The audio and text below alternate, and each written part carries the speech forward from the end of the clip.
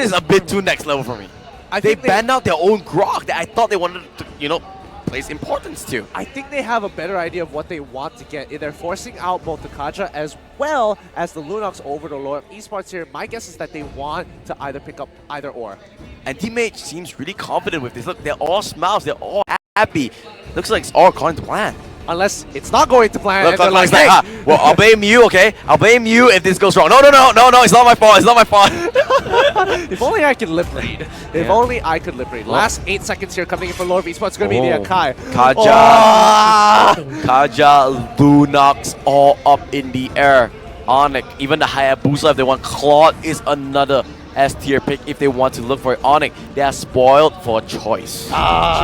They lock in the Cho, but Louvre Esports, they could come in with a big reply here. They want to get the Kaja. Kaja Lunox. Lunox. Going to parrot it. Kaja Lunox.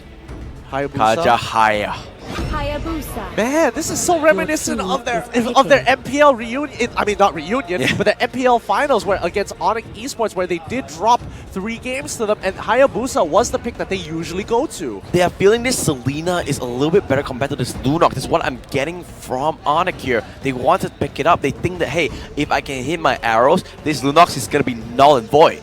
Yeah, that's also true. But I mean, hey, if you get 100% accuracy with those abyssal arrows, I don't think it matters too much what you pick. It's like they are definitely taking their time onto this, going with the Lolita, trying to preempt that Kimi pick. I think not only just Kimi, but also if Hayabusa tries to go in with the quad shadow from an awkward angle, that charge, that little bit of distance and the stun is super important. You can see the faces of Louvre not in the best place right now. I mean, after that game 1, it's really hard to bounce back. Yeah, I think Diggy probably isn't going to be the pick of choice for either one of these teams. I feel like Claude would be a good pick if they want to here. Yeah, or is it a little bit too greedy? Because Haya and Claude both wants those farms. Yeah, Lunox a little bit safer. Oh man, that means Onic will have the opportunity to pick up Claude for themselves, or do they not even want to deal with it? Immediate turrets Laban. Yeah, they don't want to deal with it. He's oppressive, he's annoying, he's really, really tanky. They do have the Leo mod to ban out if they want to, or they can just take away the Tamos, pick the Leo mod, put this as a safe lane Hayabusa. Yeah, I do think Red side kind of has a slight advantage, especially if the draft, the bans of the draft is going to be like this. Let's see what Louvre wants to take out here. Most likely they might take away a tank.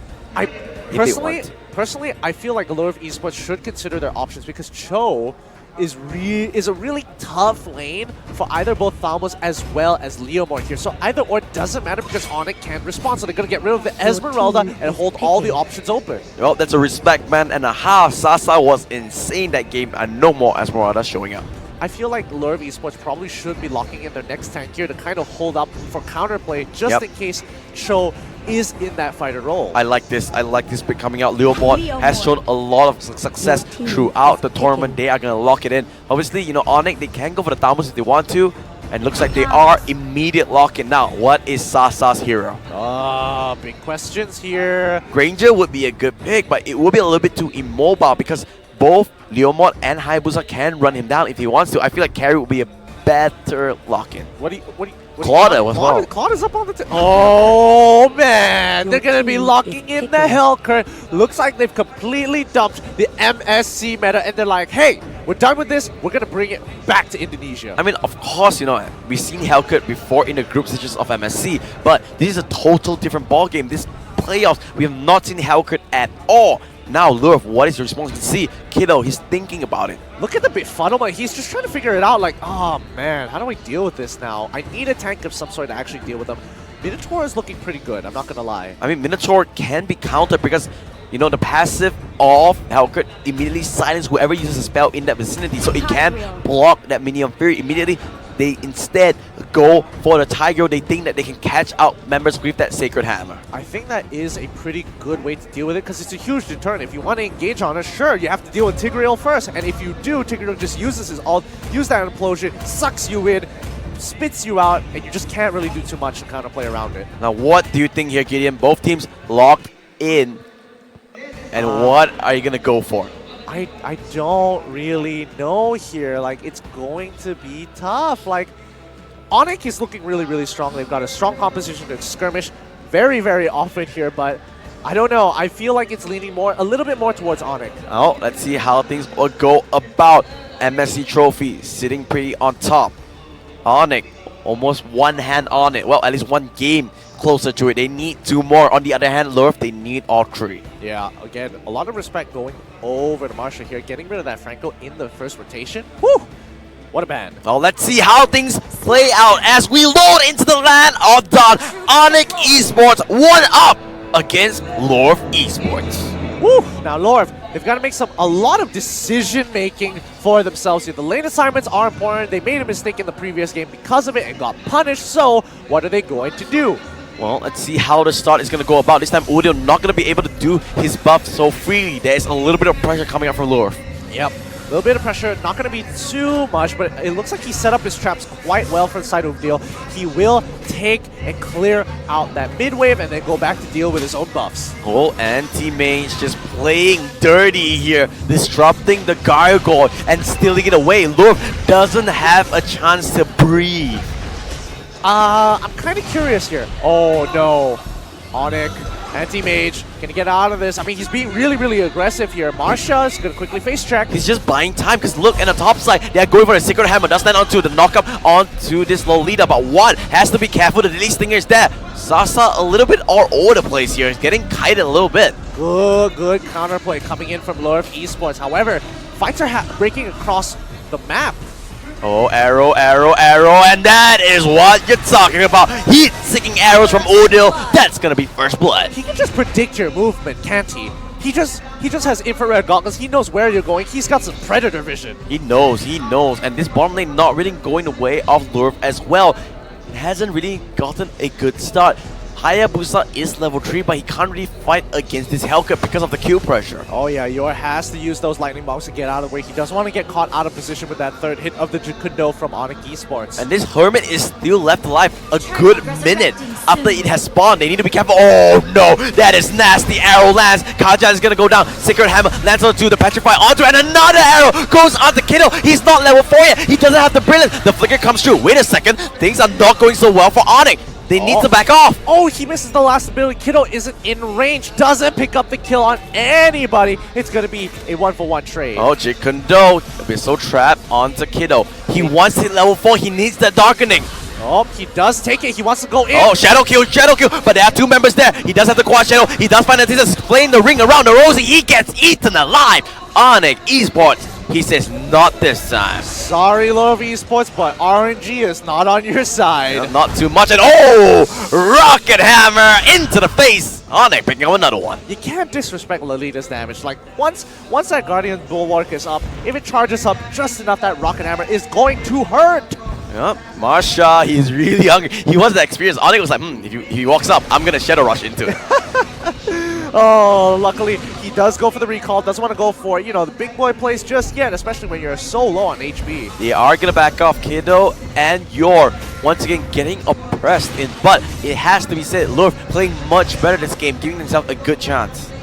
Look at their rotations here. Louvre Esports, they've switched it up. They're sending their Lunox up the top side, and Hayabusa he has no more babysitter anymore. He could look to get punished, but I don't think Onic Esports realizes it just yet. Oh no, he forces out the Flicker. Divine Judgment is there. Implosion does pull anti-mage back. He will go down, but what is the reason? What is the casualty? Way of the Dragon gonna force back the kill. There goes the Sacred Hammer, does forcing back. Good double kill coming out from Leoma. Good play from Jill and Louvre. Very strong response, but Onic Esports on the other side of the map, they want to pick up Watt. Oh, but Watt, he stays alive. That is a big play coming out from Louvre. The Quad Shadow keeping himself alive. Good play from the Hayabusa. Yeah, Onic Esports has got a really strong split push going on here as Louvre. They want to get ahead with that turtle. They want to use that EXP to push on through. Well, so arrow does land. Udil looking for the steal. So Ether is doing a lot of damage, but not going to be enough. Abyssal Arrow finally gets dodged out. Louvre, they just need to back off. Where's the Brilliance, Kiddo? Where's the Brilliance? He doesn't get the chance to use it. He's going to go down straight away. The chain CC was a little too much. Onyx, they just timed it perfectly. They didn't even give him an opportunity to just press the button. He was having that ultimate on cooldown, unfortunately, but when it came up, he was just CC'd to death. Ah, that's a feels bad moment there, but well played to Onic. Let's see how Louvre want to reply. Looks like they are going to rotate up to this top side here. And Teammate being forced out by Jill. Phantom Steed does come true. Yeah, he just wants to clear the wave. He doesn't want to intentionally fight because he will lose against this Thalmus in a 1v1. Oh, what? Does walk into a trap. They do just want to clear out their own jungle. They're only 1,000 gold behind. Lurf looking much better this game too. Yeah, they're not losing as badly, but again, you have to remember, Arrow. 2K goalie. Oh no! Oh Lands no! onto it, and Marsha is gonna go down. Implosion tries to get channeled, but not in time. He gets burned out too quickly. Lord, they've got to keep them. They got to keep a tight formation here. They cannot disrespect because Onic Esports, they are aggressive. They will hide in your brush. Oh, Hayabusa gets kicked by the way of the dragon. What though? Still staying alive. Dark Green does come through. D-Red, Luminum Blast is there. Dark Knight Force will come out, and Leomar goes down off camera. But Yor is the next casualty. They are gonna go for the dive. Udil gonna use a Soul Eater to pick up that kill. Cannot find the targets just yet there. Lunox gets out of the situation alive, but sacrifices 2 members in the process. They are trying here, Lure, but they are getting singled out by Onic. They need to be more worried. They need to be more careful. Yeah, Onic is really pulling Lurv apart here. They're forcing them across the map, putting them in these situations where they don't even expect it, and using those brush tactics to make sure that Lurv just keep second-guessing themselves. And Teammate will be able to take that Hermit Crab, no problems whatsoever. Sasa has been left to free farm. He's doing really well, especially with that high and dry. He's gonna do a lot of damage 1v1. Yeah, and the rest of Lurv is starting to group up. They can't afford to break apart by themselves. Maybe Gio, because he needs to deal with Anti-Mage. Oh, Anti-Mage now 1 full level ahead of Gio. They need to be careful. He can't get caught up because if the Leomar goes down, that's their whole advantage gone. Yeah, Darkening being popped here, but doesn't find any kills. Isn't going to be enough because it looks like they're going to lose their tier 1 off of that. I don't think Lurf can kind of defend this. They're a little bit too far off, but they are trying to force this out. Yor is in the front line. Quad Shadow from Watt just to throw up the Phantom Shurikens just to clear out a little bit of the minions. Yep, Kiddo Gamash is going to try his best. Clear out the waves. Very scared. Oh! Drian could have gone on Kiddo, but he has the Brilliance. So, not willing to pop it just yet. He walks back out scot-free. Oh, Anti-Mage gonna use the sprint. Doesn't want to get caught up by Marsha by the Sacred Hammer push. So just gonna walk away from that. Great use of the Molten Size, throws it into the brush to slow down the Tigreal just in case. If not, he would have to take a longer way. Flicker! Luminon Blast lands on the Lunox. He has 2 Chaos. He has 2 Chaos. He can't use the Brilliance. He's gone down for the count. And now look, they have to back up. Here comes Sasa. Immediately jumps on the Tigreal. He's gonna go down. Deadly Stinger into the Jill. He gets out. Hayabusa gets caught out. He does have the Quad Shadow. He does have the Shadow Combine. He's getting CC'd out. The Chain Stun. Abyssal Trap eats him alive. And he goes down as well. They are not done here, Onic. They want everything. And they get a team wide of Lure. Oh my goodness, Lurv are being picked apart ever so slowly, ever so tactically by Onic. They're just handing it out, forcing Lurv in a position where they are giving themselves an opportunity to hand them over kills 1 by 1. They're coming in a little too slowly and not as a group.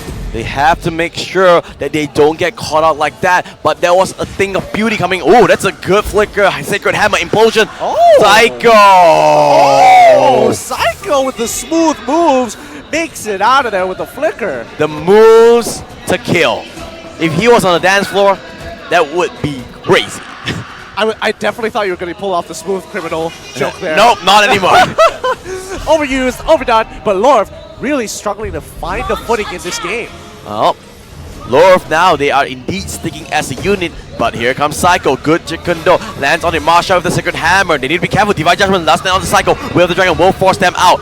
Onic overstepping their boundaries a little bit. They still need to respect Lure here. Oh, Udil getting hovered a little bit, but here comes the push. Sacred Hammer lands on the 2. Marsha a little bit down for the count, a little bit caught out. Implosion lands on the 4. Could this be the goal? Phantom Steed does come true. This is a really good fight coming up from Lure. They can't get killer. Where is the damage? Abyssal Arrow doesn't land, but Anti-Mage is just a beast. He's just running down everybody. What is there? He doesn't have enough damage. Here comes the Quacha. He's playing ring around Ozzy. Anti-Mage finally goes down after the triple kill. It is a 3-for-1 exchange. What looked like a beautiful fight for Lure. Onic just played them ring around. I mean, Lure, they don't exactly have enough damage. Remember, they're damage dealers. Kiddo died way too quickly. Watt, he doesn't have enough items. He has a Blade of Heptaseas, but he needs time to stack those, to stack the Blade of the Heptaseas onto the enemy. Oh no, Watt has to be careful. Psycho, just the appearance of this Cho forces Watt to walk away. I mean, if you see Cho, he's playing tank. He most likely has a team member nearby, and using those mind games is really starting to mess with Lure. Yeah, he's just being careful. Oh, D-Rat even popping that Garden's Bulwark just to clear out the minions there. That's the way, man. You gotta show that you are willing to use your abilities without any fear. Oh, Kidokamash into the mid lane, just making sure that Nobody can walk in the jungle, but now they are on to Lord here on it. What can Louvre respawn? I mean, Louvre, they gotta play this slow. They can't force out too many fights unless they have the right conditions here. But Lord is gonna be the contestant point for Onic, and they're gonna take it without any contestant. I don't think so. Phantom Steed just so close, but Sasa does take it out. Jill is the next casualty. He's the target, but look at the backline. Sasa just soloing the whole backline, and they are gonna get more. Jill is about to fall as well. And teammate, he wants to go hunting. Kiddo, I mean, half the team was split into two different areas. Onic, really good catch there. Oh, Psycho into the front lines. You can see the confidence coming out from this Onyx squad. They want to end game 2. Oh, Shadow Kill does come true. Remember, what does have it? Oh, a missile arrow. Super close, almost landing onto what that would have been a dead Hayabusa. Unfortunately. Luminum Blast, immediately flicker onto the Tinker, and he just gets deadly stinger into the face and kills him off. Brilliance being popped by Kiddo, protects himself. Luckily, he does survive, but is it going to be enough? Oh my god, but good divine judgment will stop the Wheel of the Dragon Cycle, trying to do what he can. He has overstepped a little bit. He will go down. A missile arrow lands onto Jill. The Leomar super low. He's gonna go down. Dark Knight Falls gonna create havoc, gonna shut the lights off, and Kaja is the next casualty to fall on it. They're gonna break the second inhibitor, and now the bottom one should fall as well, as the Lord is gonna come into the base.